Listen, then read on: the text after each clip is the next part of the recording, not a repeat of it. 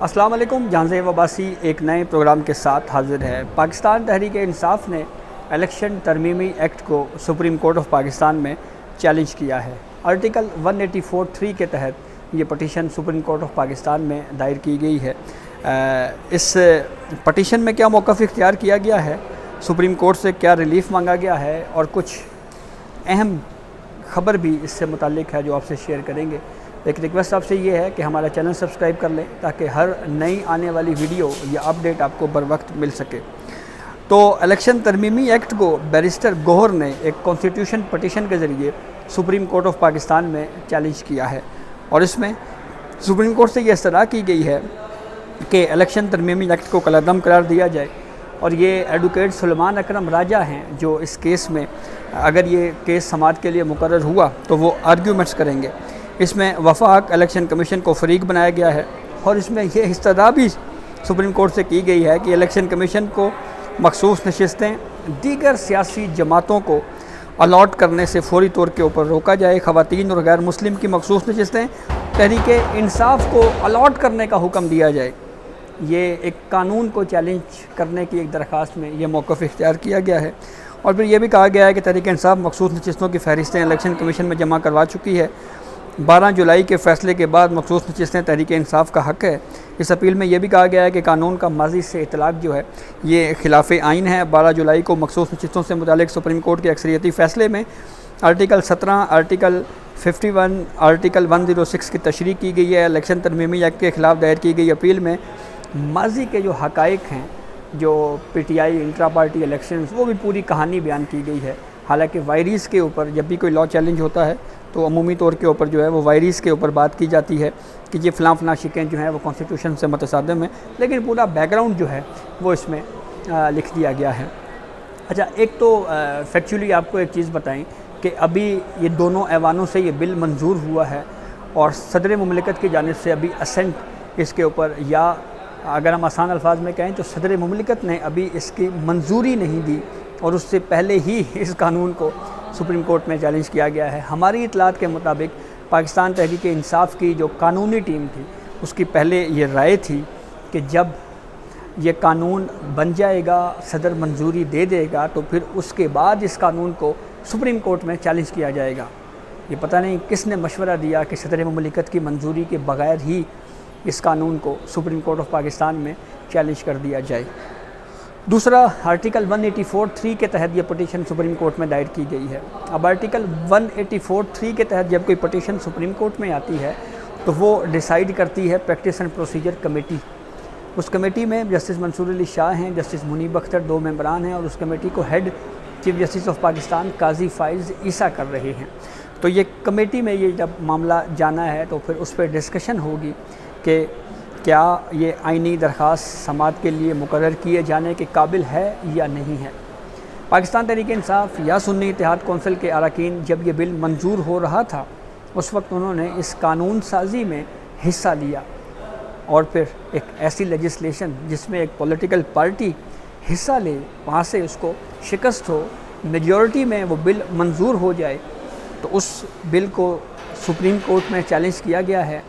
تو کیا اس کو آرٹیکل 184(3) کے تحت انٹرٹین کیا جائے گا؟ یہ وہ سوال ہے جس کے اوپر کافی محنت کرنی پڑے گی پاکستان تحریک انصاف کو، اس بات کو کنونس کرنے کے لیے سپریم کورٹ آف پاکستان کے سامنے کہ ہماری یہ درخواست قابل سماعت کیوں ہے، اس کی وجہ کیا ہے. جب یہ حد عبور ہوگی کہ ہماری یہ درخواست قابل سماعت ہے تو پھر اس کے بعد پروسیس آگے بڑھے گا. یہ ایک مشکل مرحلہ ہے جس کو پاکستان تحریک انصاف کو ابھی عبور کرنا باقی ہے. اس معاملے کے اوپر اگر ہم کمیٹی کے ان 3 ممبران کی بات کریں تو اس میں چیف جسٹس قاضی فائز عیسیٰ کا ایک کانسٹنٹ ویو رہا ہے کہ پارلیمنٹ قانون سازی کے لیے کمپیٹنٹ ہے. جسٹس منصور علی شاہ صاحب کا بھی ایک کانسٹنٹ ویو رہا ہے پارلیمنٹ کی بالادستی کے حوالے سے. بہت سارے عدالتی فیصلے موجود ہیں، میں 2 ویڈیوز میں اس کے اوپر ڈیٹیل سے آلریڈی بات کر چکا ہوں. ہاں، جسٹس منیب اختر صاحب کے حوالے سے آپ کہہ سکتے ہیں، کیونکہ جو سیکٹ امپلائیز جو پریکٹس اینڈ پروسیجر قانون تھا اس کی بھی جسٹس منیب اختر صاحب نے مخالفت کی تھی. اس کے علاوہ بھی کچھ مثالیں ایسی پاکستان کی جوڈیشل ہسٹری میں موجود ہیں جس میں پارلیمنٹ کے بنائے ہوئے قوانین کے اوپر جو ہے وہ کمنٹ کیا جاتا رہا ہے۔ تو ایک تو یہ معاملہ ہو گیا۔ دوسری اب آتے ہیں سب سے انٹرسٹنگ پہلو کی طرف۔ تحریک انصاف نے اپنی اس جو اپیل سپریم کورٹ میں دائر کی ہے، اس میں یہ کہا ہے کہ سپریم کورٹ نے 12 جولائی کو مخصوص نشستوں کے کیس میں جو اکثریتی فیصلہ دیا ہے، اس میں آرٹیکل 17، آرٹیکل 51 اور آرٹیکل 106 کی انٹرپریٹیشن کی ہے۔ یعنی سپریم کورٹ کے مخصوص نشستیں پی ٹی آئی کو دینے کا جو فیصلے کا جو جواز ہے، جو وجہ ہے، وہ سپریم کورٹ نے آرٹیکل 17 جو سیاسی جماعتوں کے حوالے سے ایک آئینی حق دیتا ہے، آرٹیکل 51 جو متناسب نمائندگی کی بات کرتا ہے، اور آرٹیکل 106 جو متناسب نمائندگی کا پورا کوٹا کا جو پورا گراف ہے اس کو ڈسکس کرتا ہے، اس کی انٹرپریٹیشن کی ہے۔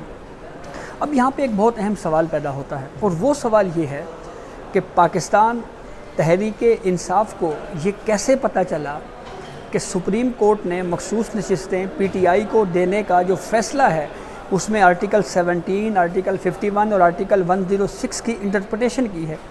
اس کی وجہ یا یہ بات میں اس لیے کر رہا ہوں کہ سپریم کورٹ نے جو اکثریتی فیصلہ جو جسٹس منصور علی شاہ صاحب نے جو اوپن کورٹ میں پڑھ کے سنایا تھا، اس پورے فیصلے میں کہیں پہ بھی آرٹیکل 17 کا کوئی حوالہ نہیں ہے۔ ہاں، یہ اب بات کر سکتے ہیں کہ یہ آرٹیکل 51 یا 106 سے متعلقہ ہے، لیکن پھر بھی انٹرپریٹیشن کے حوالے سے پورا جو شارٹ آرڈر ہے وہ خاموش ہے۔ تو اگر سپریم کورٹ آرٹیکل 17، آرٹیکل 51 اور آرٹیکل 106 کی انٹرپریٹیشن کرنے جا رہی ہے اپنے ڈیٹیل ریزننگ میں، تو یہ بات پاکستان تحریک انصاف کو قبل از وقت کیسے پتہ چل گئی؟ ان کو کیسے علم ہوا جب شارٹ آرڈر میں اس کا کوئی ذکر نہیں ہے کہ سپریم کورٹ نے کوئی انٹرپریٹیشن کی ہے؟ تو یہ بات پی ٹی آئی کو اچانک پتہ لگ گئی۔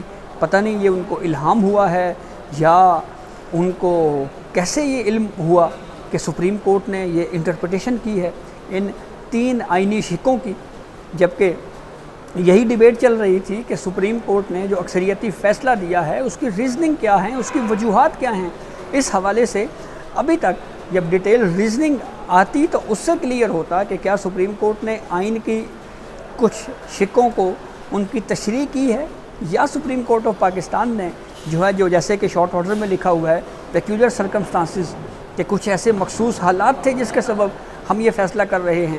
سپریم کورٹ ان مخصوص حالات کی طرف جائے گی یا یہ آئینی شقوں کی تشریح کے معاملے کے اوپر جائے گی؟ تو یہ قبل از وقت پی ٹی آئی کا یہ کیا دینا کہ آرٹیکل 17 کی تشریح کی گئی ہے، آرٹیکل 51 کی تشریح کی گئی ہے، آرٹیکل 106 کی تشریح کی گئی ہے، یہ پی ٹی آئی کو کیسے علم ہوا؟ یہ سوال ویسے سمجھ سے بالا تر ہے۔ تو اب بہرحال سپریم کورٹ آف پاکستان میں یہ معاملہ آ گیا ہے، اور سپریم کورٹ نے ہی اب اس کا جائزہ لینا ہے کہ کیا یہ درخواست جو ہے یہ قابل سماعت ہو سکتی ہے، نہیں ہو سکتی، اور اگر یہ درخواست قابل سماعت ہوتی ہے تو پھر اس کیس کو سپریم کورٹ کیسے آگے لے کے چلتی ہے۔ ابھی ڈیٹیل ریزننگ آنا باقی ہیں، ریویو الیکشن کمیشن کی جانب سے بھی آ چکا ہے، سنی اتحاد کونسل کی جانب سے بھی آ چکا ہے۔ الیکشن کمیشن کے ریویو کے اوپر ہم ایک الگ ویڈیو کریں گے جس میں آپ سے ڈیٹیل میں بتائیں گے کہ الیکشن کمیشن نے اس ریویو میں کیا موقف اختیار کیا ہے۔ تو یہ اب تک کی اپڈیٹ تھی جس سے ہم نے آپ کو آگاہ کیا۔ اپنے فیڈ بیک سے ہمیں ضرور آگاہ کیجیے گا۔ اجازت دیجیے، اللہ حافظ۔